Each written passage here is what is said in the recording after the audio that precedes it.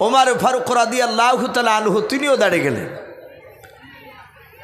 আমার বিশ্ব নবী জনাবে মোহাম্মদ রাসূলুল্লাহ সাল্লাল্লাহু তাআলা আলাইহি ওয়াসাল্লাম নবী আমার ডাক দিয়ে বলেন, গো ওমর, ও আলী শুনে নাও, আমি মনে হয় আর পৃথিবীর বুকে বেশি দিন বেঁচে থাকবো না। ওরে ওমর, আমার শরীরে যে পাঞ্জাবি খানা দেখতে পাচ্ছ? বলে, হ্যাঁ হুজুর দেখতে পাচ্ছি।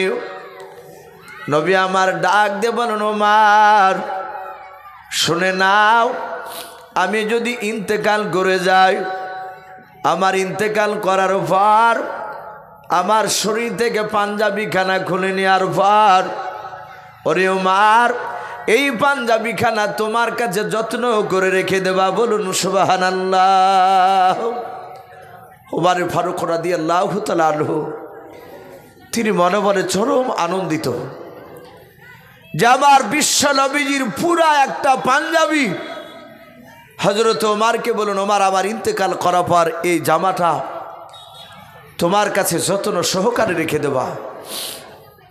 আমরা জানি বিশ্ব নবী যে জামাটা ব্যবহার করতেন বেশিরভাগ গোল জামা ব্যবহার করতেন, ওগুলোকে আমরা জুব্বা বলি। হাদিসে এসেছে কাটা জামাও ব্যবহার করতেন, কিন্তু বেশিরভাগ গোল জামা যেটাকে জুব্বা বলা হয় সেই জামা নবীজি ব্যবহার করতেন। রহমতের নবী আমার বললেন, ওমর এই জুব্বাটা তোমার কাছে আমানত স্বরূপ রাখবা। সাহাবারা জানতে বিশ্বনবী এত দামি বরকতময়। হাদিসে এরকম অনেক জায়গায় এসেছে নবীর শরীর থেকে ঘাম কপাল থেকে ঝরলে অনেক সময় সাহাবারা শিশিতে ভরে রাখত ব্যবহার করার জন্য। বলুন সুবহানাল্লাহ। মুশকে আম্বার নাই, খুশবু বের হতো। আল্লাহ রসুল সাল্লাল্লাহু তাআলা আলাইহি ওয়াসাল্লামের বাপজি কলিজার টুকরা বিবি, আমরা জানি বিশ্বনবীর টোটাল 11টা বিবি ছিল। কটা বললাম? 11টা। তার মধ্যে থেকে বিশ্বনবীর আমার প্রথম নাম্বার আপনার যিনি বিবি ছিলেন তিনার নাম একটু জোরে বলুন তো বাপ, হযরতে খাদিজাতুল কুবরা রাদিয়াল্লাহু তাআলা আনহা। এই হযরতে খাদিজার জীবনীতে এসেছে হযরত ওমর তিনি জানতেন আমি খাদিজার ব্যাপারটা দেখেছি। আমার বিশ্বদরদী নবী আমার বাপজি যেদিন মেরাজে গিয়েছিলেন, মেরাজ থেকে জান্নাত জাহান্নাম সব দেখে এসেছিলেন। জাহান্নামে মানুষের বাপজি শাস্তি হচ্ছে ওটাও দেখেছিলেন। জান্নাতে যে মানুষ আল্লাহর নিয়ামত ভোগ করবে সেটা নবীজি দেখেছিলেন। আল্লাহ রসুল মেরাজ থেকে ফিরে এসে সর্বপ্রথম সাহাবাদের সামনে বাপজি মেরাজের বিস্তারিত ঘটনা আলোচনা করেছিলেন। আমাদের প্রায় মানুষে জানা আছে। নবী আমার সাহাবাদের সামনে আলোচনা করার পরে ওখান থেকে বিশ্ব নবী আমার তার বিবি খাদিজাতুল কুবরা রাদিয়াল্লাহু তাআলা আনহার কাছে গিয়ে বলেছিলেন, ওগো খাদিজা,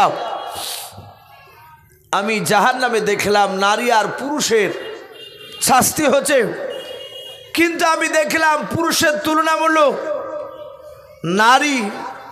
নারীরা তারা বেশি, তারা জাহান্নামের আগুনে তারা শাস্তি ভোগ করছে, তাদেরকে কষ্ট দেওয়া হচ্ছে, আযাব দেওয়া হচ্ছে।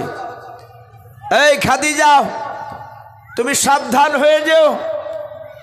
তুমি ভেবো না যে আমার স্বামী পয়গম্বর, আমার স্বামী আখিরি জামানার রাসূল বলে হয়তো আমার সাথে কোনো ফেরেশতা কবর বেয়াদবি করবে না। সারা পৃথিবীর শ্রেষ্ঠ নবী তার অর্ধাঙ্গিনী বিবি খাদিজার ব্যাপারে বিশ্বনবী বলছেন। আমরা জানি দুনিয়ার বুকে বিশ্বনবী একটা জায়গায় বায়াতে রিদওয়ান বলা হয়, আল্লাহ রসুল একটা গাছের গুঁড়িতে বসেছিলেন। সেই সময় বিশ্বনবী আমার কিছু সাহাবা ছিলেন, তার মধ্যে থেকে নবী আমার 1 2 3 4 করে 10 জন সাহাবিয়া নারী আর পুরুষ মিলে নবী আমার তাদেরকে জান্নাতের খোঁজখবরি শুনিয়েছিলেন। বলুন সুবহানাল্লাহ। বলেছিলেন, আবু বকর তুমি জান্নাতি, ওমর তুমি জান্নাতি, উসমান গনি তুমি জান্নাতি, হযরত আলী রাদিয়াল্লাহু তাআলা আনহুম আজমাইন তোমরা এইভাবে জান্নাতি বলে লাস্টে নারীদের মধ্যে থেকে খাদিজাতুল কুবরার কথাও বাবজি বলেছিলেন। তাহলে সেই খাদিজাও আমার বিশ্বনবীর জবান থেকে শুনলেন জাহান্নামে নারীদেরকে বেশি শাস্তি দেওয়া হয়েছে। রাসূলুল্লাহ শুধু এই কথাটা বলে নবী আমার সোজা চলে গিয়েছে মসজিদে গিয়ে রাসূলুল্লাহ সিজদারত অবস্থায় আছেন ইবাদতে। হাদিসের কিতাবে পাওয়া যায় নবী হয় কলেমার দাওয়াত দিতে যেতেন মানুষের কাছে, নতুবা বিশ্ব নবী আমার কোনো বাজারে গিয়ে আপনার আড্ডা ঠুকতেন না, কোনো দোকানে বসে বাবজি মজা করতেন না। বাকি টাইমটা বিশ্ব নবী তার আল্লাহর পবিত্র ঘরে বেশি ইবাদত করে টাইম কাটাতে। আমার বিশ্ব নবী চলে গিয়েছেন মসজিদে। হযরতে খাদিজাতুল কুবরা রাদিয়াল্লাহু তাআলা আনহা তিনি সেই জায়গায় বাড়ির আগিনাতে বাবজা আপনার বসে হঠাৎ করে খাদিজাতুল কুবরা তিনি কবরে চিন্তা করতে করতে বাবজি চিৎকার করে কেঁদে উঠলেন। আমরা দেখি মসজিদে বাবজি ইমাম সাহেবরা যেমন এই শেষ তারাবি গত পরশুদিন হয়েছে তাই তো নাকি, তারাবির নামাজ প্রায় মসজিদে ইমাম সাহেব খাস করে দোয়া করেছে এবং কেঁদে কেঁদে দোয়া করেছে। অনেক মানুষ এরকমও বলছে যে আমি কাঁদছি আর পাশ থেকে আরেকজন তাকে থেকে দেখছে হাসছে, মানে ওর কাঁদন বেরোচ্ছে না। কাঁদন অতক্ষণ পর্যন্ত বাবজি বেরোবে না যতক্ষণ পর্যন্ত আপনার মৌতের ভয় আপনার এই দিলের ভিতর না ঢুকবে যে আমাকে কবরে জবাব দিতে হবে। কবর কঠিন ভয়ঙ্কর জায়গা, সেই জায়গায় হিসাব দিতে না পারলে আমি সহ্য করতে পারবো না। যতক্ষণ পর্যন্ত আপনার দিলে ভয়টা না ঢুকবে ততক্ষণ পর্যন্ত আমি যতই চেষ্টা করি না কেন চোখ দিয়ে পানি বের হবে না। খাদিজাতুল কুবরা রাদিয়াল্লাহু তাআলা আনহা উনি আগিনাতে বসে উঠোনে বসে খাদিজাতুল কুবরা কবরের দিকে চিন্তা করে হঠাৎ করে কাঁদতে কাঁদতে চিৎকার করে উঠলেন। আমার বিশ্ব নবীজির কলিজার টুকরা বিটি মা ফাতেমাতুজ জোহরা রাদিয়াল্লাহু তাআলা আনহা তিনিও ঘরে ছিলেন। উনি মার আওয়াজ শুনে কান্নার আওয়াজ শুনে ছুটে আসলেন। আসার পরে বিশ্ব নবী দরদি নবীজির নয় হযরত খাদিজাতুল কুবরার কাছে এসে বলেন, মা ওগো মা তোমার কি হলো, তুমি কাঁদছো কেন বলো। খাদিজাতুল কুবরা কাঁদতে কাঁদতে বাবজি মাটিতে বেহুশ হয়ে পড়ে গেলে। আমার বিশ্ব নবীজির কলিজার টুকরা বিটি মা ফাতেমাতুজ জোহরা রাদিয়াল্লাহু তাআলা আনহা তিনি দেখলেন মার আওয়াজটা জবান থেকে বেরোনো বন্ধ হয়ে গেল। মুখের দিকে লক্ষ্য করে দেখেন মা কথা বলে না, মার দুটো চোখ বন্ধ হয়ে গিয়েছে। শুধু মার মুখ দিয়ে বাবজি ফেনা ফেপড়া যাকে বলি আমরা থুতু উঠতে শুরু করেছে। হযরতে খাদিজাতুল কুবরার কলিজার টুকরা বিটি বিশ্ব নবীজির কলিজার টুকরা বিটি ফাতেমাতুজ জোহরা তিনি দেখলেন আমার আব্বার কাছে না গেলে আমার মাকে মনে হয় আর বাঁচানো যাবে না। মা ফাতেমাতুজ জোহরা রাদিয়াল্লাহু তাআলা আনহা উনি বুঝতে পেরেছেন আমার আব্বা জান মসজিদ ছাড়া কোথাও যায় না। এই সময়কালে আল্লাহর নবীজির কলিজার টুকরা বিটি মসজিদে নববীর দরজায় নাই, ওই মসজিদে বাবজি অন্য একটা মসজিদে আল্লাহর নবীজির কলিজার টুকরা বিটি দৌড়ে চলে গেলেন। মসজিদে গিয়ে সালাম দিলেন। নবীজি শিখেছিলেন ওগো আমার বেবে, ওগো আমার কলিজার টুকরা বিটেরা শুনে নাও, মসজিদের পাহা দিয়ে গেলে সালাম দিতে হয়, আসসালামু আলাইকুম ইয়া আহলাল মসজিদ। গরস্থানের পাহা দিয়ে গেলে বাবজি সালাম দেওয়া লাগে, আসসালামু আলাইকুম ইয়া আহলাল কবুর। এতটুক বললি যথেষ্ট। যদি কারো আরো কিছু জানা থাকে তাহলে বলবেন ইয়াগফিরুল্লাহু লানা ওয়া লাকুম ওয়া আনতুম সালাফুনা নাহনু বিল আসার। ওগুলো যদি না পারেন প্রথম কাটুক বলবেন আসসালামু আলাইকুম ইয়া আহলাল কবুর। আমার বিশ্বনবী বলেছেন গোরস্থানে সালাম দিলে মাইয়াতরা আপনার আমার সালামের উত্তর দেয়, বলুন আলহামদুলিল্লাহ। এবং কবরের পাহা দিয়ে গেলে কবরবাসীরা তারা দেখতে পর্যন্ত পায় যে কারা দাঁড়িয়ে কবর জিয়ারত করছে, কারা আমার কবরে পাহা দিয়ে যাচ্ছে। কিন্তু আমরা অনেক যুবকরা আছি সালাম তো জানি না, দেখা যায় গান বাজাতে বাজাতে বাপজি আপনার গোরস্থানে পাহা দিয়ে চলে যায়, কাপড় পরে গেলে বান্না মেরে বাপজি চলে যায়। একটু ভয় করি না আমরা কবরের দিকে, যে কবর রাতে দিনে বাপজি এক নয় দুই নয় 70 বার করে চিৎকার করে ডাকে, প্রতিটা মানুষকে ডাক দিয়ে বলে, হে আল্লাহর বান্দারা, দুনিয়ার মায়াতে পড়ে দুনিয়ার প্রেমে পড়ে তুমি আল্লাহকে ভুলে গিয়েছো। আমি জানালা দরজাবিহীন ঘর, দুনিয়ার বুকে আল্লাহর কাজ করে আসলে আমি তোমাদের সাথে ভালো ব্যবহার দেখাবো, আর যদি দুনিয়াতে ভালো কাজ না করে আসো তাহলে তোমাদের সাথে আমি খারাপ ব্যবহার করব। এভাবে প্রতিটা এই মাটি যার যেখানে মত, যেখানে বাপজি আপনার মাটি দেওয়া হবে, সেখানকার মাটিতে বাপজি আপনার বলা হয়েছে যে 70 বার করে ডাকে।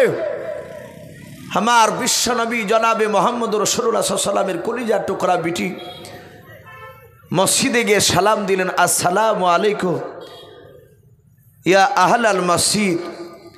যাহাতে সালাম দিয়েছে মসজিদে দরজাতে প্রবেশ করি ফাতেমাতু জোহরা তিনি দেখছেন তার আব্বা জান সেজদারত অবস্থায় পড়ে। মা ফাতেমাতু জোহরা রাদিয়াল্লাহু তাআলা আনহা ডাক দিয়ে বলেন, আব্বা তাড়াতাড়ি নামাজটাকে আপনি শেষ করুন। আল্লাহ রসুলের বাপজি কানে গিয়ে নিজের কলিজা টুকরা বিটির বাপজি কানের আওয়াজটা, যখন কান্নার আওয়াজটা কানে গিয়েছে, আল্লাহর নবী এত ভালোবাসতেন মা ফাতেমাকে। এরকম কেতাবে অনেক ঘটনা পাওয়া যায়। আল্লাহর নবী আমার সাহাবাদেরকে নিয়ে বাপজি বক্তব্য রাখতেন, যেমন আজ আপনারা আমার কথাগুলো শোনার জন্য বসে আছেন। আল্লাহর নবীর সাহাবারা বলে দেখতাম আমরা নবীর চেহারার দিকে চাতক পাখি না চেয়ে চেয়ে কথাগুলো শুনতাম। নবী আমাদের দিকে মহাব্বতে তাকে মধুর সুরে বয়ান করতেন, আলোচনা করতেন। হঠাৎ করে মাঝে মাঝে দেখতাম নবী আমার মাহফিল থেকে সোজা বাপজি দৌড়ে চলে যেতেন। সাহাবারা বলেন আমরা পেছন ঘুরে দেখতাম আল্লাহর নবী জনাবে মোহাম্মদ রাসূলুল্লাহ সাল্লাল্লাহু তাআলা আলাইহি ওয়াসাল্লামের কলেজার টুকরা বিটি মা ফাতেমাকে দেখতাম, বলুন সুবহানাল্লাহ। সাহাবারা বলেন আমরা নবীর পেছনে গিয়ে দাঁড়িয়ে দাঁড়িয়ে শুনতাম আল্লাহর নবী আমার মা ফাতেমাকে ডাক দিয়ে বলতেন, মা তুমি কেন আমার মাহফিলে আসছিলে বলো। মা ফাতেমাতু জোহরা বলতেন, আব্বাজান আমি আপনার কাছে এই কথাটা জিজ্ঞাসা করার জন্য এসেছিলাম। আল্লাহর নবী বলতেন, গো মা আমার জামাই আলীকে যদি একবার হুকুম করে দাও আমাকে ডাকতে পাঠালে আমি তোমার কাছে চলে যেতাম। ওরে আমার মা তুমি হেঁটে হেঁটে আসলে আমি বড্ড কষ্ট পাই, বলুন সুবহানাল্লাহ। এত নবী আমার ফাতেমাতু জোহরাকে বাপজি ভালোবাসতেন, এত ভালোবাসতেন।